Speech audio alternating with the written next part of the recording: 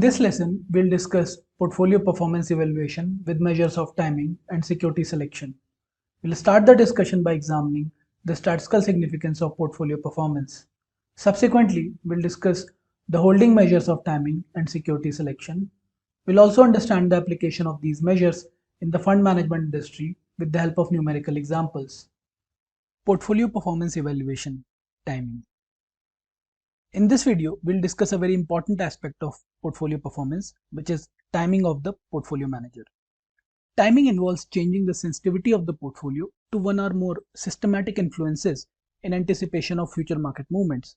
For example, if you believe that market is going to go up or down, accordingly you adjust the sensitivity or beta of your portfolio to that particular factor like market. Let's say you believe that market is going to go up and you want to exploit this, then you can buy high beta stocks and sell low beta stocks. That will increase the sensitivity of your portfolio to the market. So it rises more when market rises. Similarly, you can buy equity because equity is more sensitive to market and sell debt which is less sensitive to market. Another less costly method is to buy and sell stock index futures. Let us have a look at simple test to examine whether a manager has the ability to time the market. Let's plot the return of the stock or security RI along with the market returns. When the market rises, that means on upside movements, if manager is able to increase the beta, then the increase in return of that manager or portfolio will be higher than the market, and therefore the points, the scatter points corresponding to the returns of the security will be above this line. This is a 45-degree line where RI equal to RM. And therefore, since the beta is higher more than 1, RI will be greater than RM and the points will lie like this. Conversely, when there is a fall in market, in that case, that manager would be able to reduce the beta, make his beta less than 1, and therefore the returns, the fall in returns of his portfolio would be lower than market, and therefore they will still lie above the market returns. That means above this 45-degree line, they will be above it. This kind of graph where either on downside or upside, the returns are scattered, the portfolio or security returns are scattered above the market return, would suggest that manager is successfully able to time the market and maintain his beta higher or lower depending upon how he anticipates the market in a successful manner. To summarize, in this video, we introduced a very important concept of portfolio performance evaluation, which is timing of manager. We also discussed how to visualize the performance of a successful timing manager on graph. Evaluation of market timing. In this video, we'll discuss how to examine visually the timing ability of a fund manager. A very simple way to examine whether a fund manager is trying to time the market is to either visualize the movement of market vis-a-vis the beta of fund, or similarly bond stock mix, that is capital allocation in the fund, simply because bonds have in general low beta while stocks have higher beta. If fund is successfully able to time the market, then beta of the firm should mimic the market movements in advance. That means the movement of beta should reflect the market movements or capture the market movements before they happen. Let's say a particular manager claims that they do not try to time the market but follow a consistent stable policy over long horizons, and they have a target beta which they try to follow. However, if you examine the beta of the portfolio and you find that it is not exactly in sync with that target beta and there are deviations, and these deviations are systematically related to market movements. For example, when market is going up, in advance the beta of the fund is also going up, and vice versa, when market is going down, the beta of fund is going down, then you can say that there are deviations from the stated policy and actually the fund manager is trying to time the market. Or in other words, if there is a change in composition of bond and equity returns, that is bond stock mix is changing systematically with the market, then also you can say that he is trying to time the market. The simple assumption here is that the entire risk of the portfolio is diversified and therefore there is no idiosyncratic or non-systematic risk. The entire risk of the portfolio is driven by this beta, and therefore the sensitivity of this portfolio is represented by beta. This means that the relationship between the return and market, which is this beta, is the only risk associated with that portfolio, and if at all is there is any idiosyncratic risk, that is very small. The same thing is captured with the bond stock mix as well. So you compare the movement of your beta over time or bond and equity returns in the market and also the target beta that is stated by the fund manager and see if there are any deviations. Let us go back to our example that we discussed in the previous video. On this chart, we can see when we plot the return from that security or fund along with the market return, we find that the returns are scattered around a straight line, 45-degree straight line, which suggests that this fund manager has no special timing ability as the returns are scattered up as well as down, and therefore he has no timing ability. He is simply following the market, and also these deviations, whether up or down, these represents the idiosyncratic components or non-diversifiable components in small quantities and no timing strategy per se. Contrast this to another manager who is successfully trying to time the market. For him, the scattered nature of points will always be above this line, beta line. That means whenever market is rising, he will increase the beta of his stocks. So his stocks move higher as compared to market when it is moving up. And when the market is going down, he'll decrease his beta less than 1. So the decrease in his stock prices or negative returns are less as compared to market. So again, his returns or scattered points here on this line will be above this line. So this kind of scattered nature of points, which is above the RIRM straight line, which reflects the slope beta, that reflects some kind of timing strategy. To summarize, in this video, we saw how to visually examine whether a manager is trying to time the market and also whether he is successfully able to time the market. For example, if he is successful, the scatter points of his returns would lie above this 45-degree line between RI and RM. If the points are scattered above and below in not a systematic manner but randomly, in that case we would say that manager is not able to time the market, and those errors on positive or negative side would represent non-systematic or idiosyncratic risk in small quantities. Statistical significance of portfolio performance. In this video, we'll examine how to measure the statistical significance of a fund managers with a special focus on timing ability. Consider the simple model where RIT minus RFT equal to alpha I plus BI into RMT minus RFT plus CI into RMT minus RFT raised to the power 2 plus EIT, where EIT is the residual term, RIT is the return on fund I for period T, RMT is the return on market index in period T, and RFT is the riskless return, and EIT is the residual term. If you remember our discussion in previous two videos, we said that if a manager is successfully timing the market, his returns on RI versus RM plot will appear above this in the form of these scatter points above this straight line. And therefore, if I run this kind of model, and please note, assumption here is that single factor or CAPM kind of model where there is only one market factor, that kind of model holds. This kind of relationship, this straight line relationship, as we can see here, is captured by this model Ri minus Rf equal to alpha I plus Bi into Rm minus Rf. This kind of straight line relationship captures this straight line. However, if we believe that points are scattered like this, that means there is a sort of curvature in the performance or in the actual returns with the market returns. There is a non-linear curvature which is represented by this term. In order to capture that non-linearity, we have this square term RMT minus RFT raised to the power 2, which captures that non-linear aspect. Now suppose that in this model, if you indeed find that this curvature, this term which is curvature term is indeed there and Ci is significant, that means if Ci is in the regression estimates turns out to be significant, then that means indeed there is a curvature effect, and therefore if the Ci is significantly positive, that would indicate the ability of fund manager to time the market. That means his returns will scatter like this above this Ri versus Rm straight line. So above the straight line there will be a non-linearity sort of curvature here. This would be captured by the significance of that Ci term. So in a sense, this Ci becomes the ability of fund managers timing.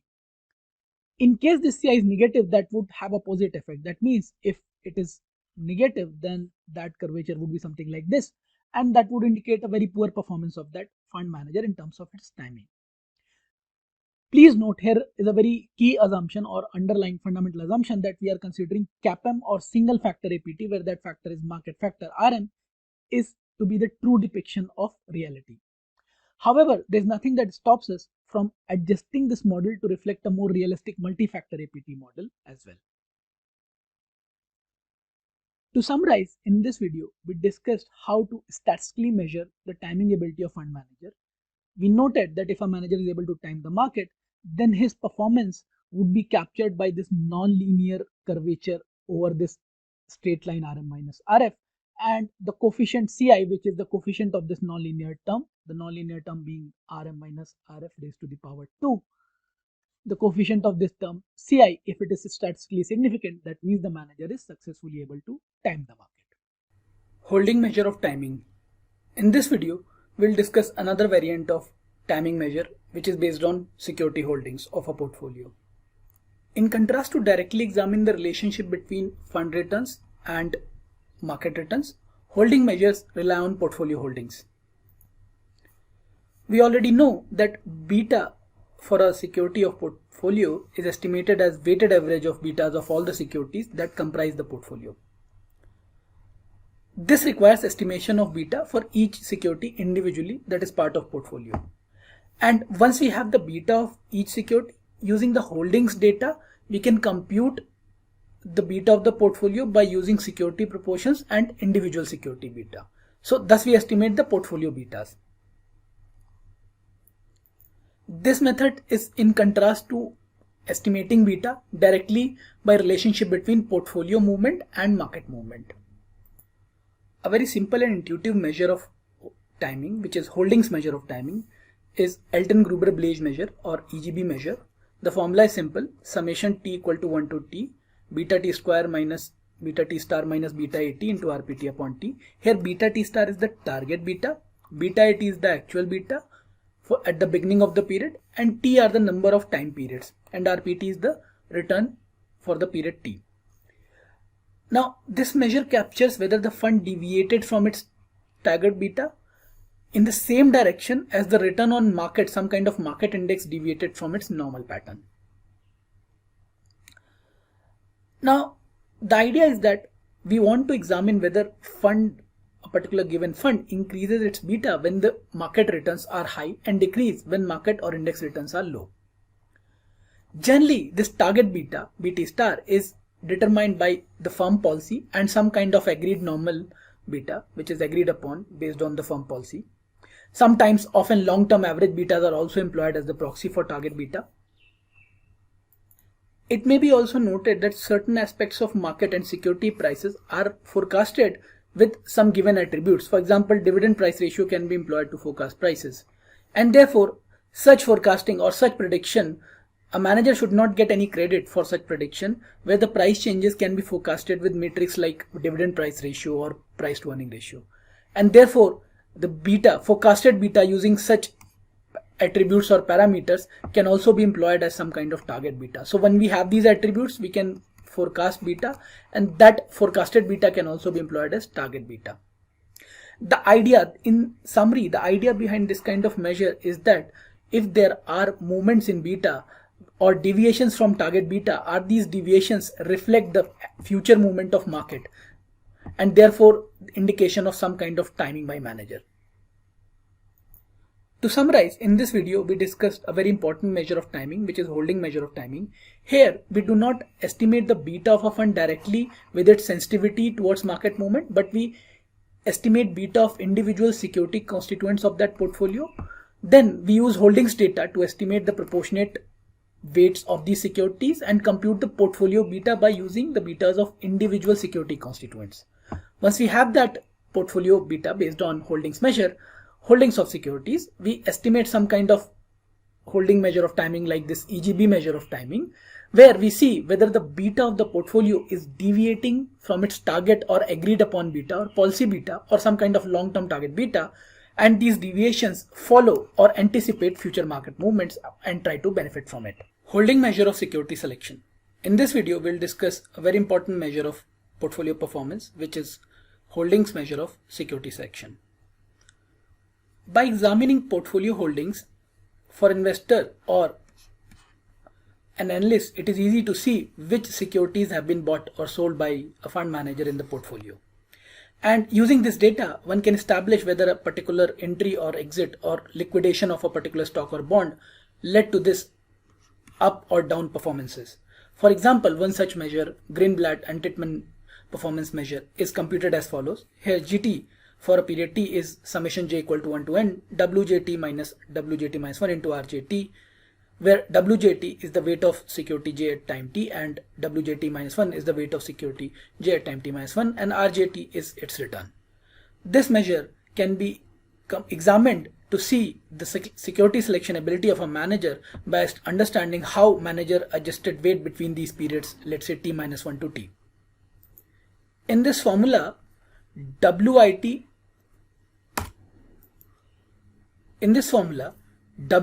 minus WJT minus 1 indicates the change in weights for security J between period T and T minus 1, while RJT is the return on security J for period T, that is from T to T plus 1.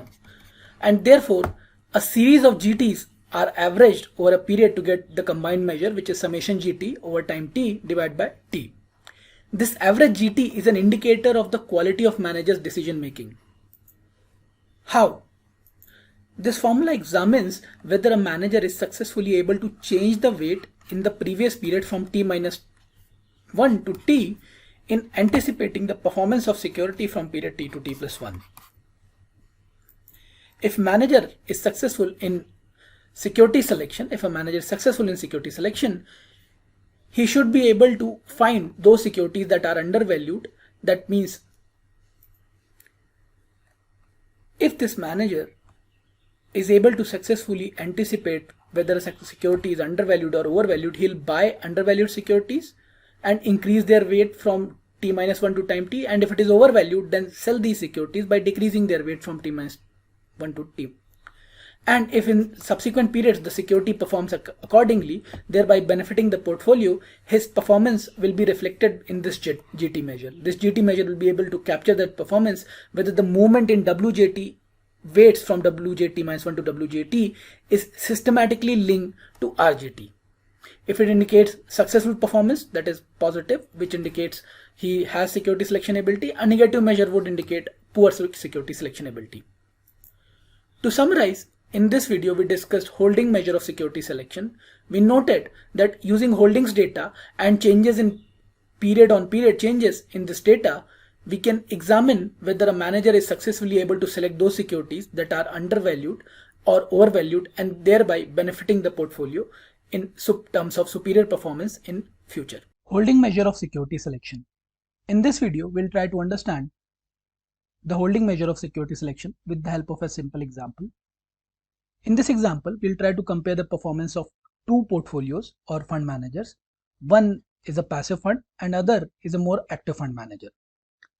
Here in panel A, we have stock price data provided for 5 stocks. These 5 stocks form part of portfolio of both of these active and passive fund managers, as we'll see shortly. Their prices for today's date, next period, next to next period, third, fourth period, and one period earlier are shown. These are prices at the beginning of the period. The corresponding return computation are shown in the table below for all the 5 stocks. For example, for period 1, the return is computed using rupees 10 at the beginning at period 0, and next period or period 1 beginning price of 14, we have computed return here. Similarly, for all the other 8, 8, 10, 10, these being the closing prices and 10, 10, 10 being the opening prices for the period 0 to 1, the returns are computed. Similarly, for period 2, 3 and 4, we have returns.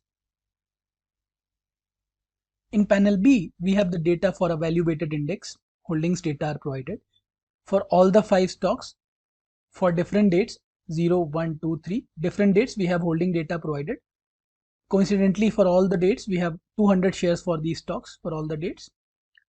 In the table below, we have index weight data. The holding weights in the value weighted index is provided.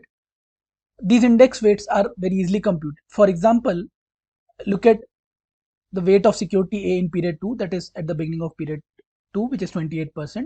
It is very easily computed by multiplying the price of A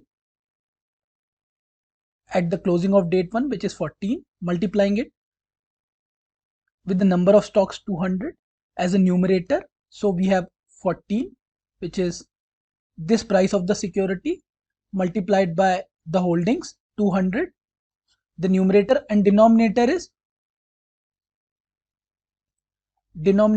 complete portfolio composition, which is 200 into price of security A, which is 14, then 200 into price of security B, which is 8, and so on, 14, 8, 8, 10, 10. So similarly, we have 200 into 14 plus 8 plus 8, 10 plus 10, and so on. So this is 10,000 is my denominator. So dividing this 2800 divided by 10,000.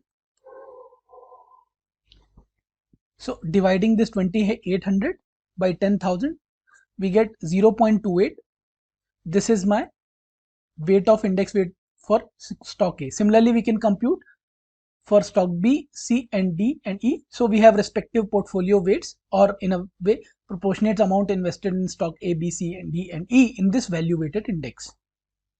So this is sort of value weighted portfolio. As we'll see, it is a passive portfolio because there is not much active buying and selling of stocks A and B and C. The only change, the reason for change in these portfolio stocks is because of change in their prices. The amount, the quantities or shares held for these stocks remains same at 200.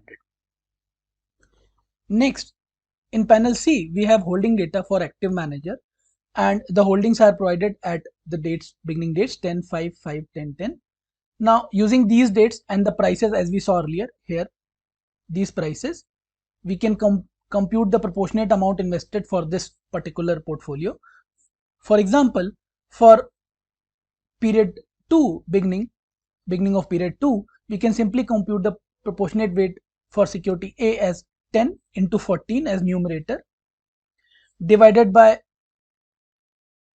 14 into 10, then 8 into 5, 8 into 5, and then again this 10 into 10, 10 into 10. So we get 420.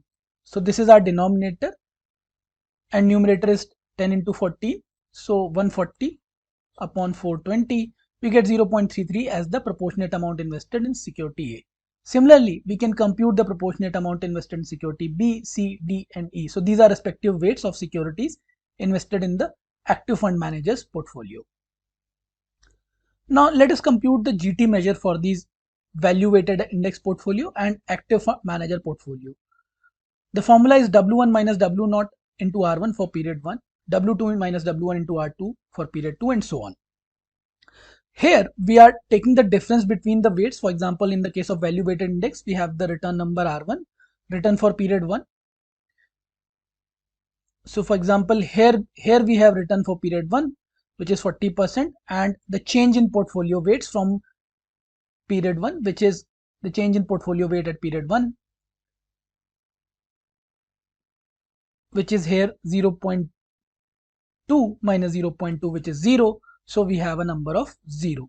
So this is change in weight into return. Similarly, if you look at stock A for this value, W1 minus W0 into R1. So again, the return for stock A in period 1, let's look at that number. So the return for stock A in period 1 is 40% multiplied by change in weight. The change in weight for active fund manager is 0.25 minus 0, which is again 0.25. So the resulting number is 10%. So 40% into 0.25, which is 10%. So 10% is this number. Similarly, this is computed for all the periods, period 1, 2, 3, and 4, and using corresponding weights W1 minus W0, W2 minus W1, and so on. This gives us GT measure. The summation of all these numbers gives us the GT measure for all individual periods. Here we can see the numbers. For example, 15% here, which is summation of all these 5 numbers for active manager, and 0 for period 1 for value weighted index, which is 0%. Or for example, here minus 0.7 and others are 0, so minus 0.57%, which is the GT number for value weighted index. Now we'll summarize the GT measure for all of them. So for example, for volume weighted index, the GT measure is average of all these 5, and for active manager, the GT measure is the average of all these 4 figures. As we can see here, the average of these figures and average of these figures. So for value weighted index, which is a passive fund, this figure works out to 0.02%, and for active manager this figure works out to 3.12%. This is intuitive also because the passive fund manager is expected to buy and hold portfolio which with not much excess return, and they are closer to their benchmark return, closer to zero. For active fund manager, he is expected to bring something extra on the table, and he is offering some positive returns of 3.41%. If these returns are negative, then he is not done well, he is not performing well. In this particular case, these numbers are 3.41%, which suggests that he is able to generate some value for his investors. To summarize, the positive GT measure computed here indicates that the fund manager added substantial value because of his stock selection skills by changing weights over the periods. For example, if you look at for this active manager in period 1, he is able to contribute to 10% by adding stock A, 2.5% by adding stock B, and 2.5% by adding stock C. But at the same time, he is able to lose value, he is losing value of minus 1.2% in period 2 because of C. So the decision to sell stocks in period in period 3, because he repurchased stock C on day 2, which subtracted 1.19%, while in the previous periods his decision to sell stock B and C contributed to 2.5% each, as we can see here. In this video, we'll discuss an interesting measure of portfolio performance, characteristic selectivity or CS measure, which is an improvement over the previous measures like GT measure. This CS measure or characteristic selectivity measure is an improvement over the GT measure. One important shortcoming of GT measure was that it does not control for the market trends or performance due to a certain styles causing increasing returns. For example, a stock may simply perform well because the market favors a certain style or some kind of benchmark which did well, which was public knowledge. One example of this kind of scenario is that it is well known that small stocks overperform large stocks usually, and therefore a manager who is just playing on this strategy should not be rewarded for this simple fact. And therefore a simple improvement over GT measure is to suggest or create by comparing the returns of an actively managed fund to those of a benchmark fund index. This benchmark fund index should have on aggregate basis similar investment characteristics as this actively managed fund, and therefore if this actively managed fund overperforms this benchmark fund, then ideally it should be said that it has done well, and therefore manager has certain security selection abilities. The formula to compute this measure is simple. It is CS measure for time t is equal to WJT summation from j equal to 1 to n RJT minus RBJT. Here RBJT is the return to a passive portfolio, which is the benchmark portfolio matched with our actively management portfolio on investment characteristics and styles at each period beginning T with each dose of stock J. With this, the values of CST can be averaged over period to indicate his stock-specific stock selection abilities. Essentially, this measure credits the manager for his selecting ability of stocks that outperform a particular style-matched index and penalizes when opposite is true. So the given active fund is matched on its investment styles with a benchmark fund, and only when this actively managed fund overperforms that style matched portfolio, then only he is rewarded. To summarize, in this video, we discussed characteristic selectivity performance measure. The idea or the argument here is that why should an investor pay management fee, which is in excess of other expenses, to an actively managed fund where the investor can simply buy these indices that suit certain investment styles. And therefore, the manager should be only rewarded when his portfolio outperforms the passive portfolio or benchmark index, which is matched in terms of investment styles, when he is able to outperform this matched portfolio. One challenge in this kind of characteristic selectivity measure or selecting the benchmark portfolio is what kind of risk or styles, or how to identify the appropriate risk and styles, and therefore the benchmark portfolio against which the performance is matched. To summarize this lesson, portfolio performance can be evaluated along two dimensions: timing and security selection. Timing involves changing the sensitivity of the portfolio to one or more systematic influences in anticipation of market movements. One can statistically measure the timing ability, whether the manager is successfully able to predict future market movements. Holding measures of timing involve estimating properties of the portfolio using holdings data. Selection involves the ability of the manager to select securities with positive alphas. Similar to timing, one can also compute the holding measure of security selection. Some of the most useful performance measures we discussed included EGB measure of timing, GT measure of security selection, and characteristic selectivity measure of performance.